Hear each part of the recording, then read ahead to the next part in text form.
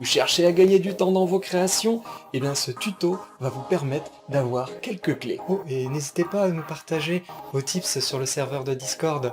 C'est en forgeant qu'on devient forgeron, alors imaginez un agglomérat de forgerons. Retrouvez le lien dans la description.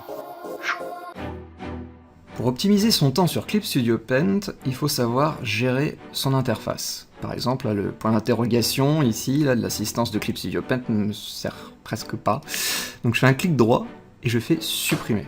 Cette barre qui est neutre, je clique droit dessus et j'ai paramètres de la barre de commande. Si j'ai envie de rajouter certaines commandes, ben c'est intéressant. Par exemple, édition, transformation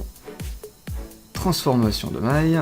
Je vais cliquer sur ajouter et ça va faire popper une petite icône. Je vais fermer.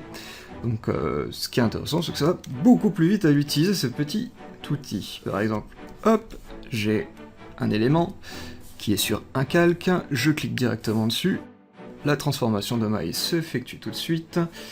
Je peux, dans propriétés de l'outil, lui rajouter des nombres de mailles pour pouvoir transformer à ma guise l'élément. Si vous êtes aussi en transformation de maille, vous appuyez sur la barre d'espace pour voir à tout moment comment ça rend, parce qu'au bout d'un moment on commence à ne plus savoir exactement à quoi ça correspond. Voilà la petite astuce. Donc les petites icônes sont très explicatives, mais des fois on ne les comprend pas trop. Par exemple, il y en a un que j'aime bien, qui est dans édition, enregistrer le matériau image, donc ça c'est pour pouvoir réaliser des brushes. Mais voilà, je viens de faire ajouter, et on voit une vieille flèche, on comprend pas trop. Donc je fais un clic droit, paramètres d'icône, et je peux aussi changer directement l'icône de l'image. Bah, par exemple là, mon but c'est de dire que c'est un brush, je fais donc un petit dessin rapidos, qu'un plus, voilà, pour dire je rajoute un brush. Je fais ouvrir, et je fais OK. Et voilà, ma petite icône, elle est changée. Un panneau aussi qui est pour moi très utile, dans Fenêtre, accès rapide. Bien, ce sont les accès rapides. Je dis comme ça, c'est un peu bizarre. Mais en gros, c'est exactement comme le panneau qui est en haut. Au lieu que ce soit un bandeau qui est en haut, ben, ça peut être un panneau. On peut par exemple glisser entre deux petits panneaux, et puis voilà, on a encore les panneaux avec des panneaux. Mais en même temps, bon, bah, ça me permet aussi d'avoir visuellement certaines choses. Donc je peux faire un clic droit, créer un ensemble, ou sinon en haut à gauche, les petits menus, pour créer un ensemble, voilà. Je vais l'appeler tuto. Tuto, voilà, ok. Et donc là, bah, bon, c'est un peu chiant d'avoir des gros boutons et tout ça. Si jamais je voulais aussi, je peux demander de ne pas afficher le nom. Donc comme ça, je n'ai plus qu'une zone vide. Bon, ce qui est cool, c'est que si jamais je fais un clic droit, j'ai ajouté la couleur de dessin. Donc actuellement, je suis sur du noir. Si je le fais, paf, j'ai du noir. Bon, moi, je fais un clic droit, je fais supprimer, voilà.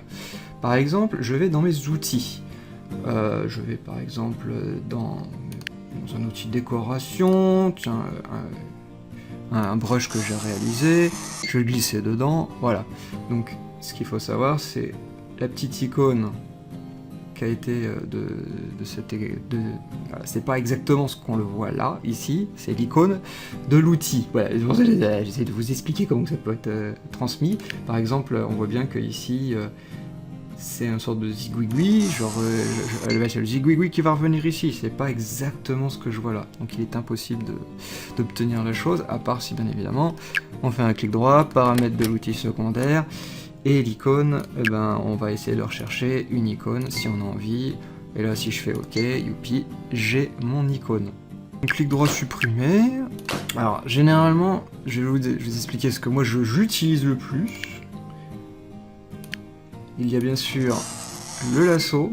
Il faut aller ensuite dans tout ce qui est ligne droite et tout ça. Il y a le remplissage lasso. Donc là, les deux lassos, j'adore. Dans les crayons, bah, généralement, je prends le crayon le plus sombre et ensuite une petite aquarelle transparente. Poc. Chose aussi que j'aime bien, c'est mettre la couleur grise 50%. Hop. Et mon brush entre guillemets préféré quand même. Je vais l'appeler Krita parce que c'est un brush qui vient à peu près de Krita que j'ai modifié moi-même. Et c'est là qu'on commence à dire, ça commence à devenir immense là. Donc je vais dans comment afficher, je préfère c'est la liste une colonne, et là voilà, je l'ai tout en petit, et comme ça, ben, je peux me permettre de travailler plus facilement avec un accès rapide au lieu de alors attends, c'était lequel que je... Voilà, donc là c'est beaucoup plus speed. Dans Clip Studio Paint, vous allez être amené à souvent faire des actions redondantes. Donc c'est-à-dire renouvelables, enfin ça se répète quoi. Et donc pour ce faire, eh ben, il nous faudrait peut-être automatiser tout ça. Donc action automatique qui se situe dans fenêtre. Cette petite fenêtre d'action automatique bah, nous propose déjà des petites choses. Bon bah personnellement je vais créer tout de suite un nouveau, hein, donc créer un nouvel ensemble. Voilà, je vais l'appeler tuto. On va créer ensemble une action automatique pour pouvoir savoir où se situe le centre de l'image. Donc on va l'appeler centre, image. Je valide. Et nous avons un petit bouton rouge qui nous permet de dire ben, commencer à enregistrer l'action. Donc dès que je vais cliquer dessus, ça enregistre. Eh les mecs, on est enregistré. Alors, donc qu'est-ce qu'on va pouvoir faire ben, par exemple, je vais devoir créer un clic droit, voilà, un nouveau calque, remplir. Je vais le remplir de blanc. Je vais le dupliquer. Je vais sélectionner les deux, avec bien sûr Shift, et puis je clique sur les deux. Je fais un clic droit, je fais pixeliser. Donc là maintenant ce n'est plus des objets à remplir, mais maintenant c'est plus que des calques bien remplis. Je masque celui du dessus, celui du dessous je fais un CTRL-T, je le mets en 1, je valide, je refais un petit CTRL-T, je le mets en 50 pour qu'il soit vraiment très très fin. Je raffiche celui du dessus, je clique dessus, je refais un CTRL-T, mais là par contre c'est plus en largeur mais en hauteur, je fais 1, je valide, je refais CTRL-T, et je le mets à 50, et je revalide, et je fais entrer. Je clique sur CTRL sur la petite vignette, et je fais SHIFT avec le CTRL, et je clique sur la vignette du dessous. Comme ça, ça sélectionne les pixels visibles de chaque calque qui sont là. Je vais faire un clic droit, nouveau calque, remplir, et je vais le mettre, on va faire un petit bleu comme ça, on va faire OK.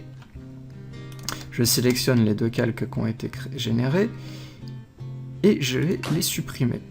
Je pense que c'est bon, je peux arrêter l'enregistrement automatique.